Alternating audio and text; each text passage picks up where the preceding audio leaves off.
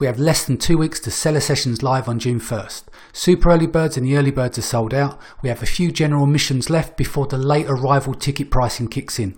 So if you want to save yourself a few quid, then go today and grab one of the general admission tickets at sellersessions.com/live. For hotels and international travel, contact Kerrie, Kerrie, Kerrie at sellersessions.com for more details, or you can call the ticket hotline number on UK 440203974871. That's 440203974871. No? Okay, so Steve, PPC Boost Organic Rank on Amazon.com. I've seen some say yes, others say no. I think that's, for me, is pretty clear. I mean, that's what got me into Amazon in 2015. I'd done a video showing the correlation going back all the way then. I mean, you're going to get different signal strengths and there's different levels of competition. But I'm a big believer that it does affect keywords that are bought through those keywords that you are basically bidding from for your sponsored product ads, etc. Liran?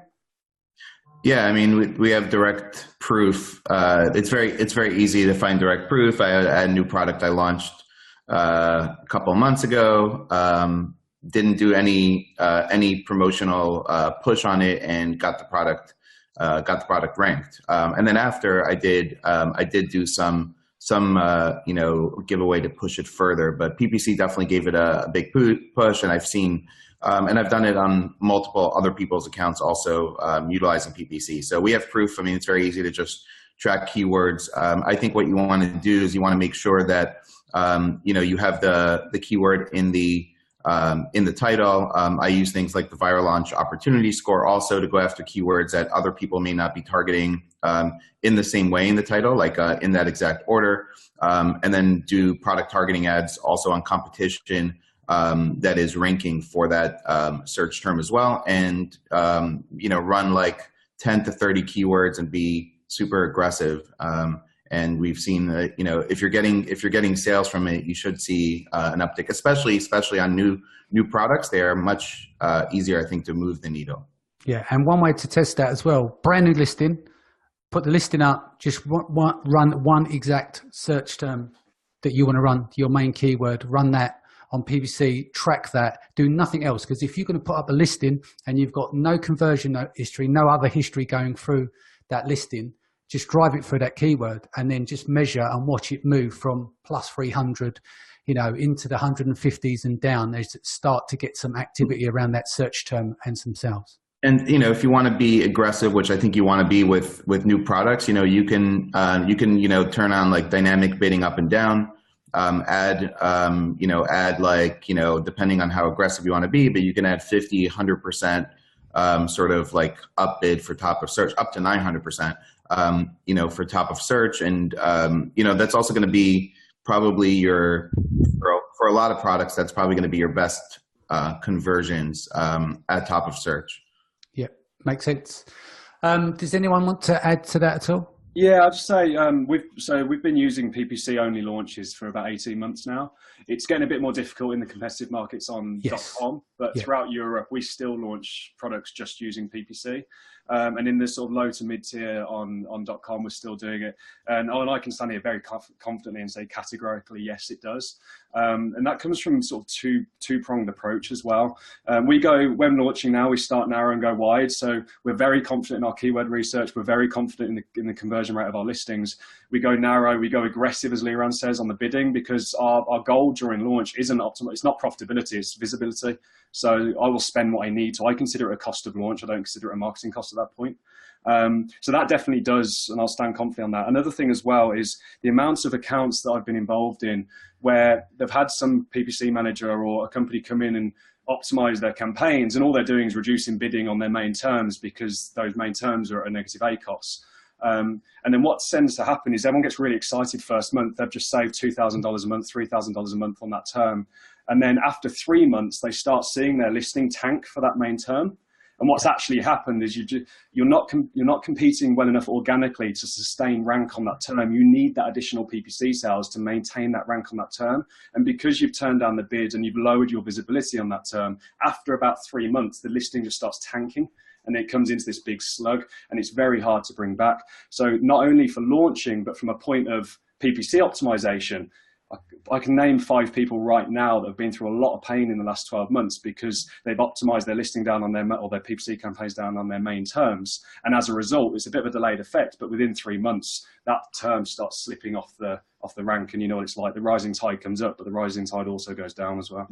Yeah, makes total sense. On my side, what I've seen is that because using chatbots, we always combine search and buy with PPC. And the results are just crazy. I mean, you get a stupidly low ACOS. It's an engineered ACOS, so it doesn't really count, but still, it's an extra data point. And we're just finding that we continually do search and buy, and we bid incredibly aggressive on that keyword, and then the person doesn't know they're even clicking on the sponsored ad. They think it's an ordinary organic ad. They don't know the difference. But we're just seeing such good effect from search and buy using PPC. So I really think now is that PPC is now an additional strategy we need to be using in launching and a continual process. As opposed to in the past, it'll either be maybe Facebook ads or PPC. That's pretty much everything involved. Yeah.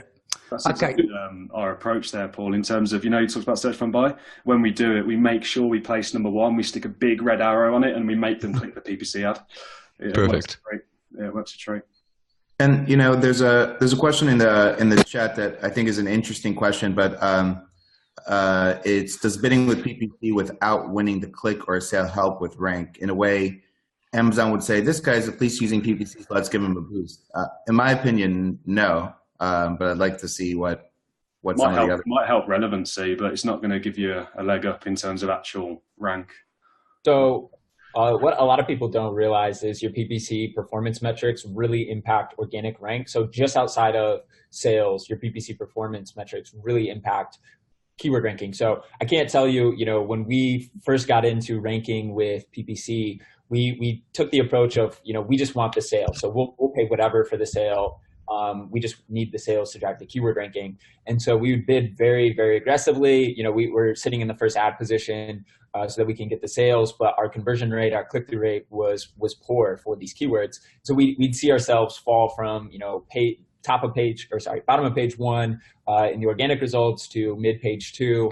But literally every single time, this has happened across so many, different examples when we were first running our tests. If we're not performing and we turn off that campaign, then our ranking, our keyword ranking, would jump right back up to where it was prior to us running this campaign. So it works both positively, like everybody is saying here. We're doing this for people that are for name brands all the way to brand new products. Like, it just works across the board. To everyone's point, there's so much data around PPC driving keyword ranking.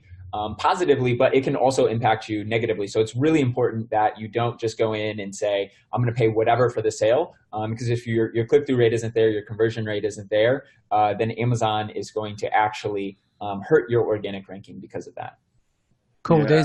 There's another related question to this. A different but related question would be, does bidding with PPC without winning the click or a sale help with rank?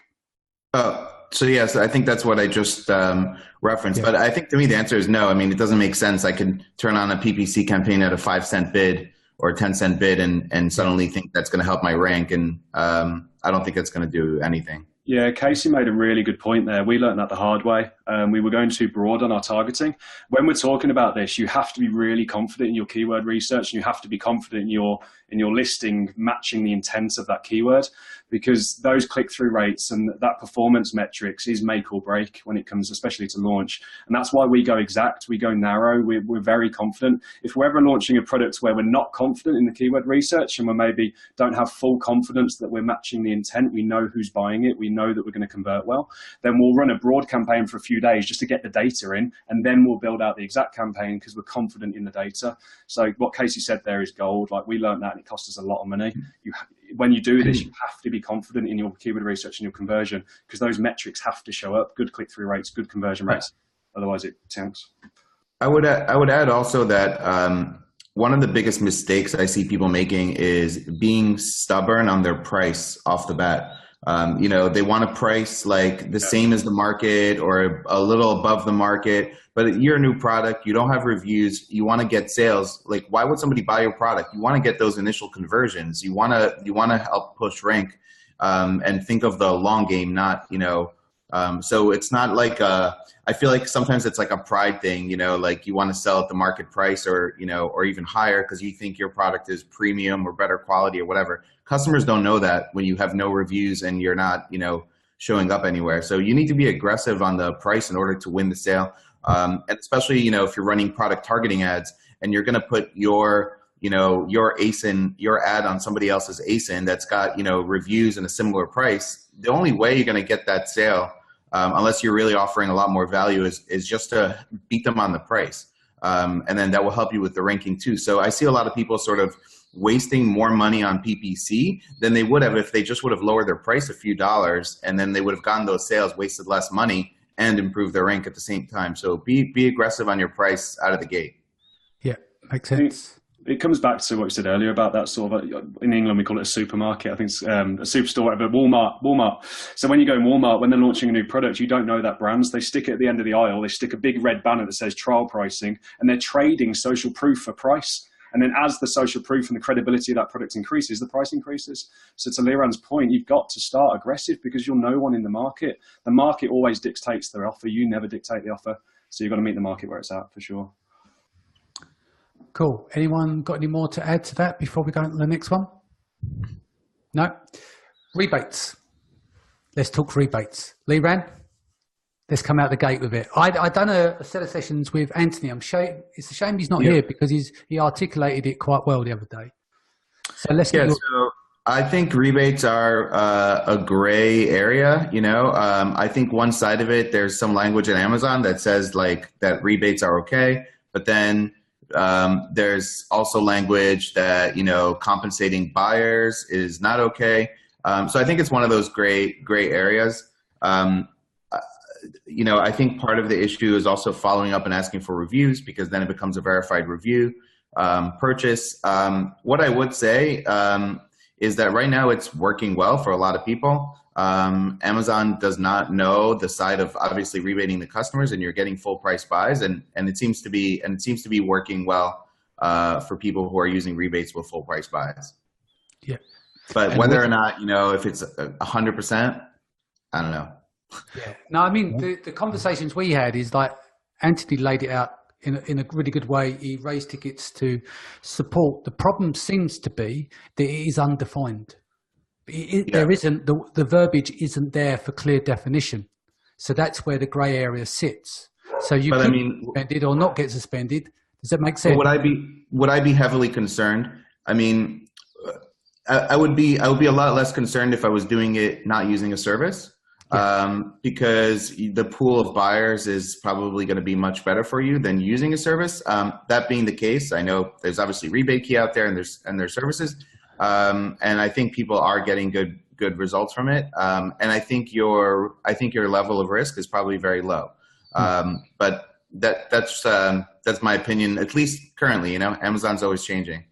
Yeah. And do you want to add something here? Yeah, look, we've been using rebates a lot. I'm involved in some rebate stuff, and I think, Liran, to your point, it absolutely comes down to the buyer account and the history of the account. If you've got a very small or a pool of buyers that's been used over and over again for these rebates, of course, then it creates those patterns, as Casey said.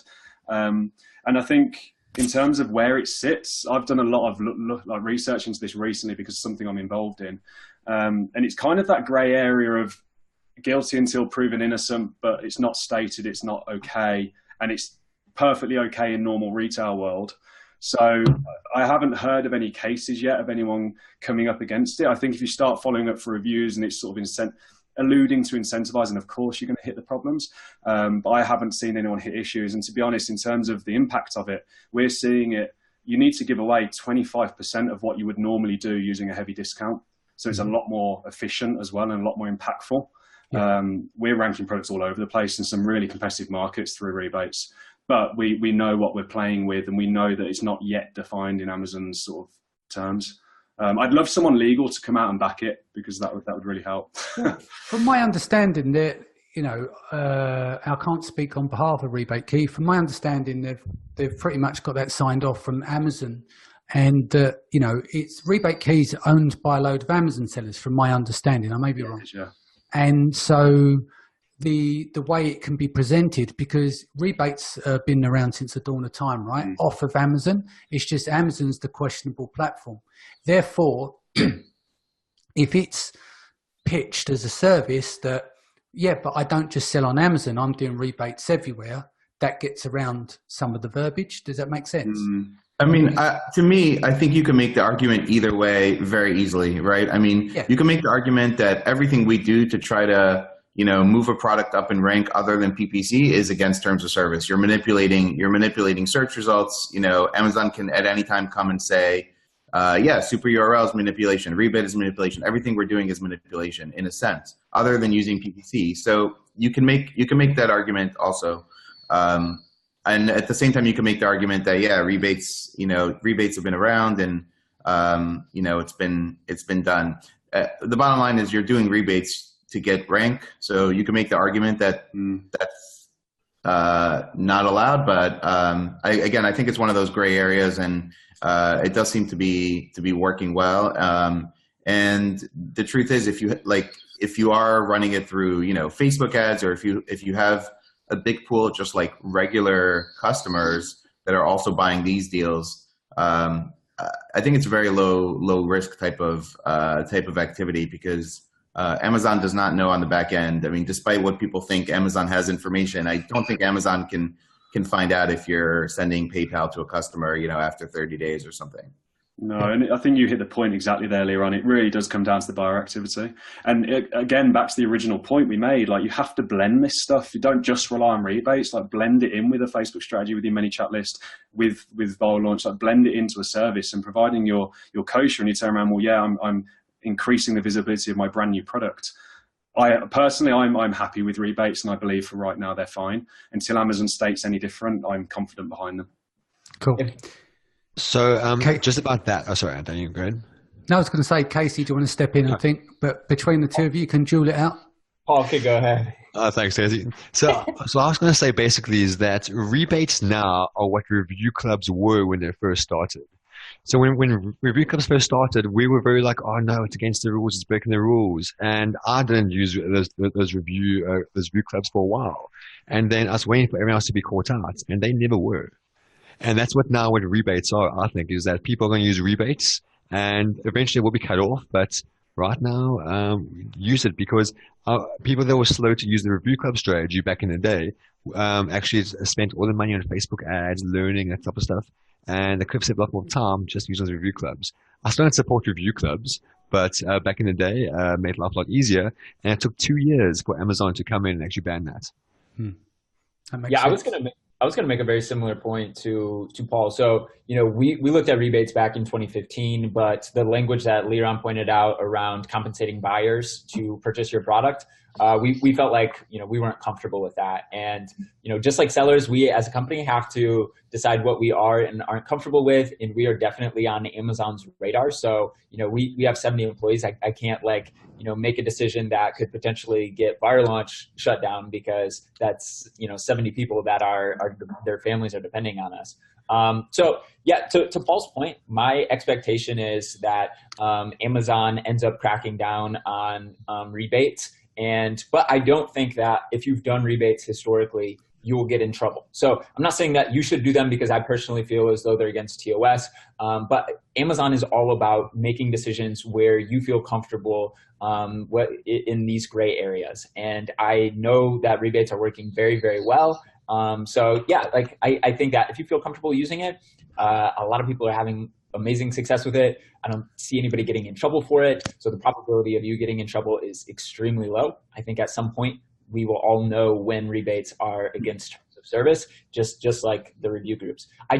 So we came up with a pretty clever solution, at least I think, around this. We're not really going to be investing in this, so just if anybody wants to do this. So you look at the issues around coupons and hitting this coupon limit. You also look at the issues around hijackers, people purchasing your products. So what we've done, we've tested this, it works, is actually, so this is a lot easier for sellers that already have inventory in a warehouse.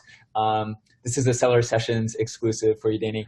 But basically, what we have found is that if you take some inventory and in a prep center or whatever, you stamp it or you write something like used down there, right? So that it's not eligible for resale, and you list the product up used as new, and you list it at whatever the discount price you want it to be at, 90% off, at 60% off, you name it, you list it at that price, and you run sales to that through some kind of URL or whatever means you'd like, then you'll get the keyword ranking, you get the full price sale, and no one can resell your products because it's now listed as used.